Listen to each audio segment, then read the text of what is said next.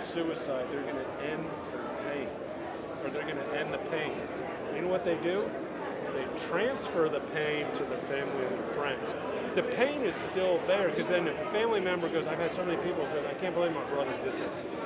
Says the same thing with like an addiction. People will go through a whole life with so much depression, anxiety, or inability to share.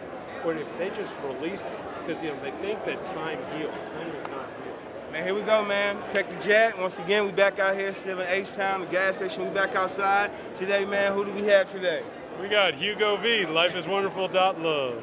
Okay. So, what brought you out here to this event today?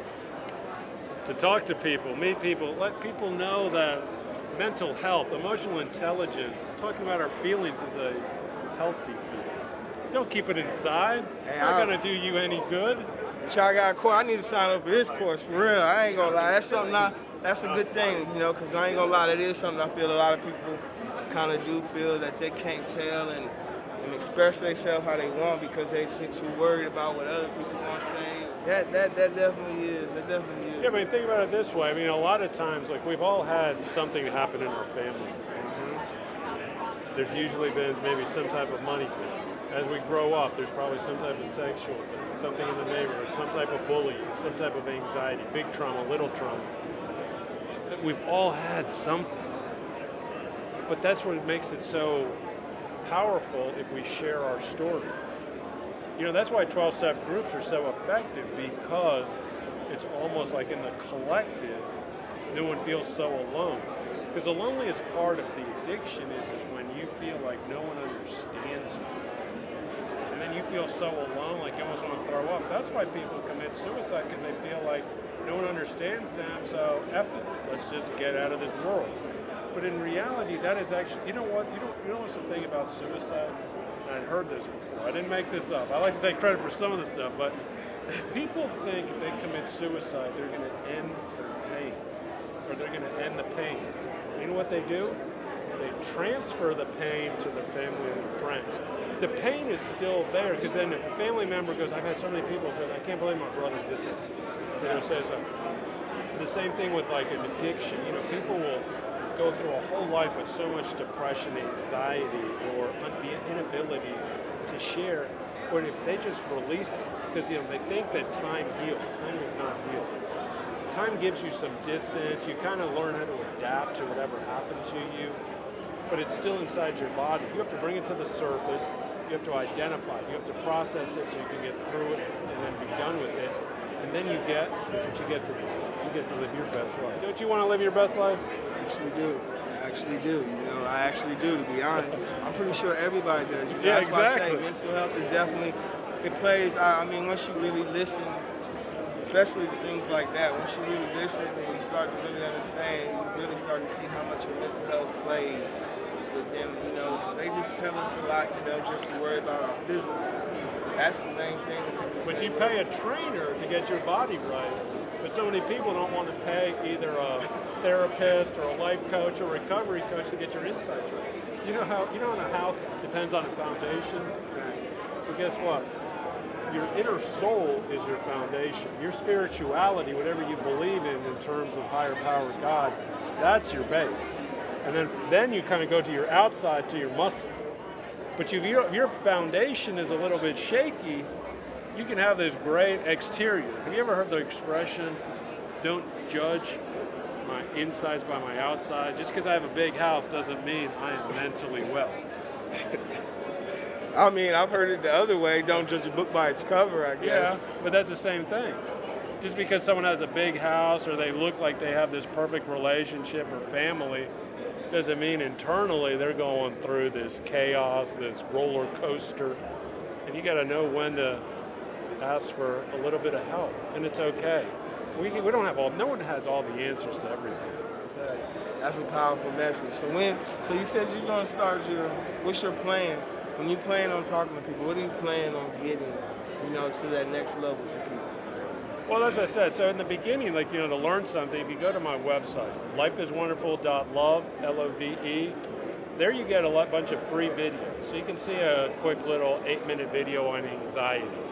or you want maybe a 90-second video on hope or willingness, those things, discipline, things that, kind of interject some of those ideas, get that out there, as well as coming up with other products like this online course that I'm coming out with this month, and then a book coming out in the summer. So there's always going to be more information, whether it's free or that you have to buy it. There's plenty of stuff, whether it's from me or from others. I just try to encourage people to go, look, it's okay to ask for help. It's okay to get help. And no one else has to know. If you go see somebody or say, no one has to know that you're getting this extra help. But you know what they will notice? You're acting a little different. You're acting, you feel like there's a certain amount of peace, of calm, serenity within you because you've done this other extra work. And that's ultimately going to make you live the way you want to live. I like that. But that's what I got this course, because a lot of people want to recover faster, want to live it. So buy a course and then you're going to be able to recover faster, because I'm going to give you some of those little insights on how to not waste time or feel like everything is so overwhelming that God, what do I have to do? If I give you certain questions, certain things, then you get to know who you are faster. You get that self-awareness. And then you figure out what you want, and then you go live. So I have a question, just listening to you talk. How do you develop that charisma? Because right now, I'm feeling like, damn, I want to go check it out. Exactly. I'm not going to lie either. Me too, though. Exactly. Got this nigga looking in your eyes like, God damn, sign me up. So what is it? What? Well, look, I tell you, how do you develop that? Well, the first thing is understand that God's given me a couple gifts. God's always given me the gift of public speaking. And I've developed, but it's just because he gave me a gift. It's like anything. Jordan was given the gift of basketball. Didn't mean that he wasn't working. Him and Kobe were still at 5 a.m. working harder than anybody else, even though they were the best. They still try to prove. So you got to, just because I was given the gift of public speaking, I work it constantly. And also given the gift of recovery. So I live it and I work it constantly. But that's the whole thing, though. But you can get to a point where you get more calm. But you have to kind of almost get a little bit motivated. And as I said, if you need a little motivation, you can always call me, hire me as a recovery coach. I can get you to where you need to be.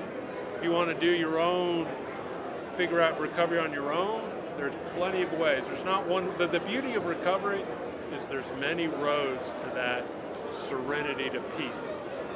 But I'm just one avenue, but there's a lot of different ways to get it. Just roundabout, because what's going on through most people's minds, and I ask you from just a consumer perspective, that shit sounds expensive. No, it's not expensive. But what's not expensive? Give us a window of what. Well, that I'll give might you a look window. like. So, like I said, you can get a lot of free game by going to the website. There's over 45 videos you could watch for free. I have a podcast. I'm on season 2. I think I just uploaded episode 45. There's a lot of podcast free episodes on the podcast. Like on Apple Music and stuff? Yeah, Apple, Spotify, Google, Stitcher. Okay. So you can first, look, I encourage you to do your own work first.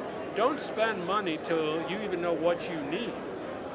But there's so much information. I'm not the only one with a podcast. You can go buy a book. There's plenty of good books out there. But that's where you start. You start free, just like I did. Yeah, we all start, what's going to be the least amount of money. But then once you get that ball rolling, you realize I want more. I need to more get in depth. I mean, that's how people go to college or a trade school. You pay for that. But it's like anything. The more you want to learn about a subject, you're going to spend a little bit of money. My courses, just so you know, I could have charged a lot. I was trying to figure out. The course costs $555. And the reason why that is two reasons. Number one, 555 is a magic number about change. Positive change, confident change. Second of all, there's been a lot of studies. If you give something for free, because people go to 12-step rooms all the time. It costs $1. But only about less than 10% actually work all 12 steps. You're pretty much given free information if you're willing to sit in a chair every day, once a day, and people don't do it. But you know what people will do? They value things that they have to pay for. Now, something that I don't want to be exorbitant, like some people I see charge $2,000, $5,000. Yeah, well, that's that's what too I thought. much. You know, when you explained it, I was like, oh, this shit is expensive. No, but that's why I try to be reasonable. $500, that's no more than you go out to an expensive dinner. You go out, hey, you go to a bar, a club. You buy a bottle, you're spending $350. Shit, you spending more than that. Exactly, and then that's only one night. I'm going to give you a course that's going to give you about 36 questions and condense that. So and think about that'll help you. So you think about you're giving up one or two nights of partying to understand yourself better. Now that's a good trade. It is. So how many days, or is it like a lifetime course, or is it? No. The course is going to be, so it's called the 12 Steps Explained. So it's through the 12 steps of recovery, but I kind of rewrote them to make it a lot easier, understandable, digestible. 3 questions to each step. So it's just 36 questions, and you just go through it, and then you write them all out. And I'll give you the first question, just so you feel like it. So the first question, you got to know where you're going, right? There's no reason to think that I have to kind of know what the end goal is. So the first step is we believed a lie. The lie is, if I drink more, I'm going to be so cool, I'm going to get all these women, if I gamble more, I'm going to get all this free money. I know the Rockets are going to lose because they haven't done well all year, but it's against the line. But here's the thing. So you got to know the end. The end thing is where are you going? What do you really want? How do you envision your life in terms of your career, your lifestyle, the people in it? What type of people do you want in it? So you have to start with the end and goal, and that can change over time. But at least you have to know where you're at least headed towards something.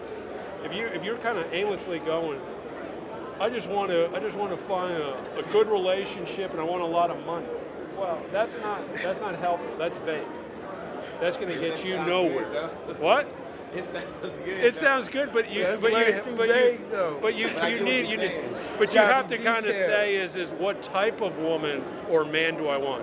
Like and how much money? Right. So I put so I did this. So I wanted a woman, number one, that had a loving nature, that was loving towards me, towards her family, and I also needed a woman that had a good sense of humor. Because you can't laugh with me. It doesn't matter how beautiful or how cool, how bomb the sex is or whatever it is. But if I can't laugh and enjoy life, then there's something off. And if you don't get my humor because it might be a little off, then we're not going to match. And the same thing with money. You got to know what type of money you need. Do I need what type of house? Some people are comfortable with a house that's $500,000. Some want 1.5, like X amount of bedrooms, or they need a swimming pool. But you got to kind of put that. Or I like to travel. You just kind of have to have a basic number. Because right now, even if someone says, even though a lot of people don't make $1 million, at least it's a specific goal and you work towards it. What do you need to do to make $1 million? Work. Well, put in action. Right, but exactly. And it could be in one business, it could be in 2 businesses. You can actually, let's say, invest in crypto as well as do your music. You can do several things. You can invest in real estate, but you eventually figure out how to get to that dollar amount. And that'll be a lot more specific. So if you have the end and goal, that's how you start. And then we start working through those emotional questions or spiritual questions or things that after you see them may go, that seems obvious. But some of us don't know what those questions are. We need a little bit of insight. For someone who's actually gone through this for over 25 years. I'm giving you a condensed thing for 25 years. All the money that because I spent over $50,000 in therapy. I spent over $65,000 going to Rice to get an MBA. I spent a lot. So I'm saying, so I'm putting in all this, and then over 20 years going to meetings, going to retreats, condensing that to know what are the right questions. So that's how you get to the life you want. Well, that was definitely good. So, I mean, what got me kind of rapping. So if we want to figure it out and get to where, try to get to a hold of you, to try to get a hold of the course, or try to just talk to you and get more insight. So how do we do about that? Well, right there, yeah, just go to the website, lifeiswonderful.love, L-O-V-E. My phone number's on there, my email is on there, you can go straight to my podcast, go straight to the videos. You'll understand everything about the course, what you need to do to sign up, or if you want to hire me as a recovery coach. There's so many different ways, and then that's the easiest way to get into everything that I do and how to contact me. Hugo V, lifeiswonderful.love. Thank y'all. Like I said, one more time, can we get your name? One more time so we know who we're talking to. Hugo V. Here we go. Like I said, Tek the Jet. We back out here in Houston. The gas station. We back outside. I'm an artist. I have a song. It's called I Had To. It's about things I had to do to get to where I am today. So to the point that you're at today, to understand, especially to that understanding that you have, what do you feel that you had to go through to get to that understanding, to get to be the person that you are today, to know all the knowledge and have all the insights and comfortability or whatever? How do you feel? What do you feel that you had to do to be able to be the person you are today? Well, to me, the biggest motivator has always been pain. We always have some type of, whether it's emotional pain, romantic pain, financial pain, some type of pain. Something's always hitting us. And eventually we say, okay, I need some help. And that's what motivated me. And then from there, I just had a desire and a thirst for more knowledge. So I started to get more, started to read more books, started to do more work, went to a therapist, would go to more meetings, would go to conferences, retreats, just to get this.